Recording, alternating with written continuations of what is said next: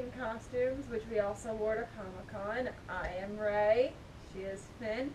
When we went to Comic-Con, we had a third friend come with us who was Poe. He had a little BB-8 with him too. It was cute. So yes, so this is what we're wearing for Halloween this year. So, the Halloween movie we are talking about, after much debating between ourselves, is in honor of its 25th anniversary, Hocus Pocus. Yay! That was delayed. So as we said, not in the last video, but the video before that, this is going to be a bit different than normal because We're not talking about a particular character from the movie.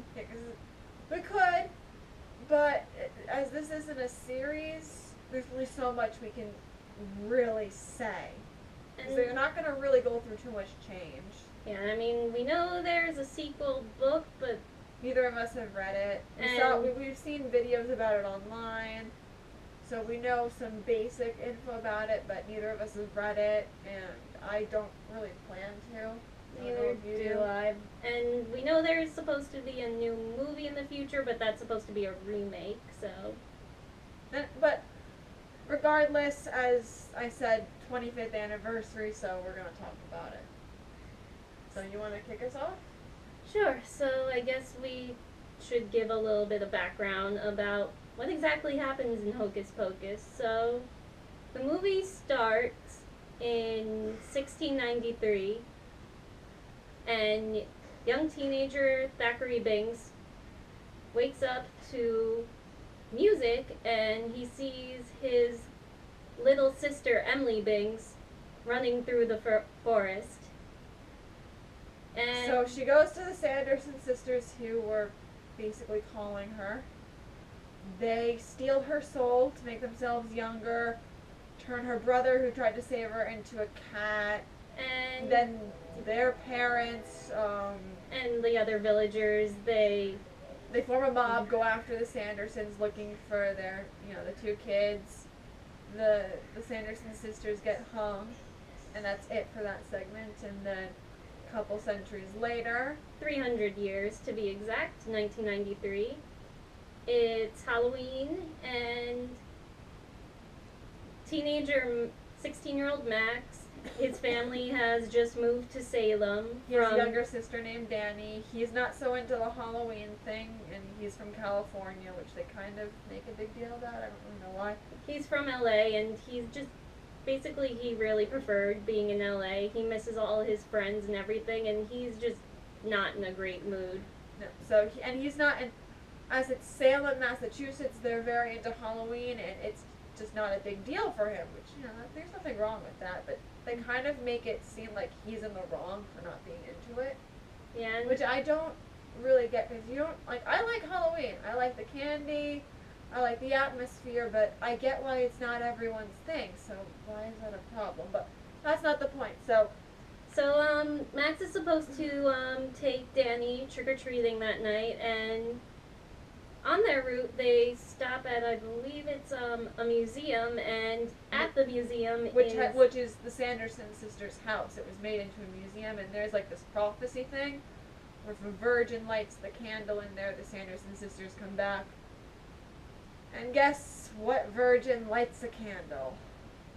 Max does, much to the dismay of Danny and Allison, who is in his class. He kind of has a crush on her, and I believe her family actually owns the museum. Yep, so she's with them because during the trick-or-treating they stopped by her house and blah, blah, blah. So the Sanderson Sisters are back. Thackeray Binks in his cat form is there too, and he's not too happy about this change of events. But nevertheless, he decides he's going to help the trio try and stop the Sanderson Sisters. So through lots of hijinks, because the Sanderson Sisters don't really get the modern era, they're after Danny for her soul. Mm-hmm. By the way, they managed to temporarily get rid of them. They so basically what happens is there's a big Halloween party going on in the town. Where Max and Danny's parents are attending, by the by. They try to warn them. That doesn't work. The Sanderson sisters show up, which involves a very fun musical number of Bette Midler singing "I Put a Spell on You." But so then all the adults are like kind of cursed to dance till they die. yes. And after that, they manage to lead the Sanderson sisters into the high school, and Which one of them calls a prison for children, which I've always found funny. They get them into like the kiln. yeah, I think it is. they get them into the kiln, Or and pottery class, I guess. they They pull a Hansel and Gretel and cook them. Yep. And so, for as far as they know, the Sanderson sisters are done for. So they go back to Max and Danny's house. There's nobody, and they have the spell book, by the way. Winifred's spell book is in their possession. And Max and Allison decide, let's look at it. So they open it up. Yeah, they're looking. They're trying to see if they can find a way to reverse Binks's curse. But so they open it up, and it kind of the Sanderson sisters, who actually Aren't survived dead. everything. Winifred is just really, really unhappy. Well, it kind of like brings them back, I guess. Mhm. And then it sends out a beacon, so they know exactly where it is, and the Sanderson sisters catch up to them again, and They get the book. but with a little help from an undead named Billy, by the way. He shows up in the movie.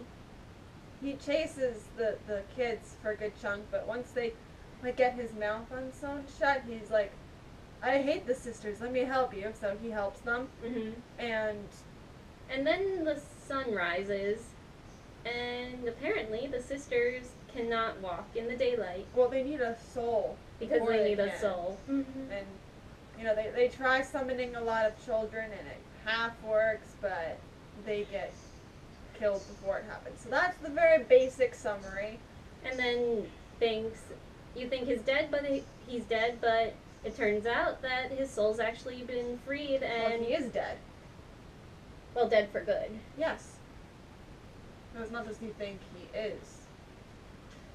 Well, okay, he is dead, and then Danny's very upset because she thinks he's not supposed to die. But he is, and he's ready for it. He's been alive long enough, and he gets to move on with his little sister. Yep. And so they walk off into heaven together. So that's it.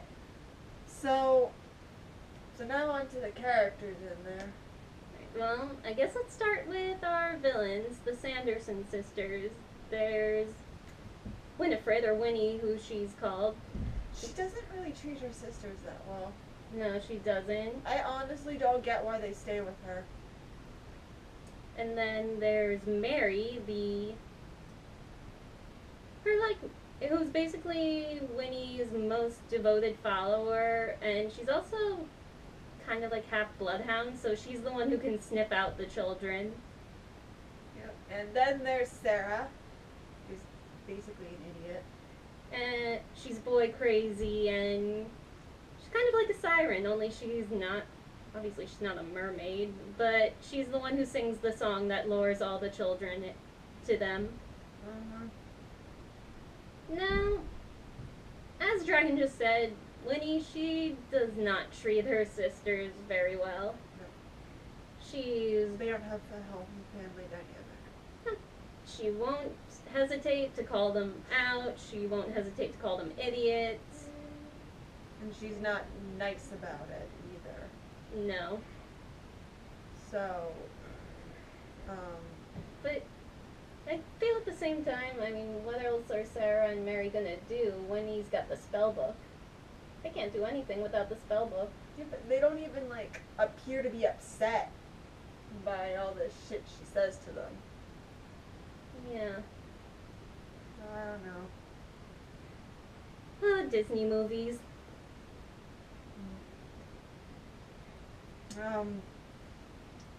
And it's funny watching the hijinks when they're like, I smell children, but I don't see any. When like as the audience, we know they're literally running all around, but they just don't realize that they're in costume. And then, like, they just don't get, like, what a bus is, or anything. It can get really, really funny. And they were not happy when the school bullies, who were still out, up to no good on Halloween night, called them chicks. Yeah. That made them angry. And then they were locked in bird cages. And Sarah Dramatic spun them retribution. around. And they're very single-minded when it comes to, like, if they pick a kid, they kind of gun for the kid. Yeah. Like, it'd be so much easier if they just forgot about Danny and grabbed some other random kid on the street. I mean, at least. But no, it has to be her. I mean, back in 1693, it was a smaller place, and there was. Emily came willingly. She was just a little girl. So that made sense, but they gunned for Danny when it would have been so much easier if they just, like, okay, let's cut our losses and grab a different one. Mhm. Then at the very least, they could have gone after her at a later date. Yeah. You know, when they weren't in danger of dying like vampires. Yeah. It's just, Not very from smart. a logical standpoint, it doesn't make a lot of sense, but it makes the story more entertaining to watch. Mhm. So, from a movie standpoint, I do understand it. So following that, you know, they don't really, like, well, Winifred doesn't really treat anyone well. No. Certainly doesn't treat Max, Danny, or Allison well. No, she wants to kill them. Because she wants to kill them, but yeah. And like I said, Sarah's kind of an idiot, so she is kind of nice to everybody. Mhm.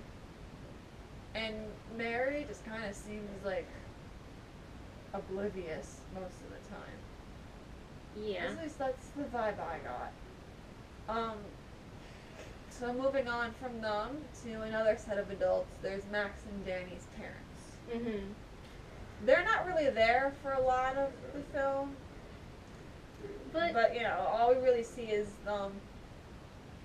you know, making Max take his little sister out for Halloween when that's usually the parents' job because they want to go to a party.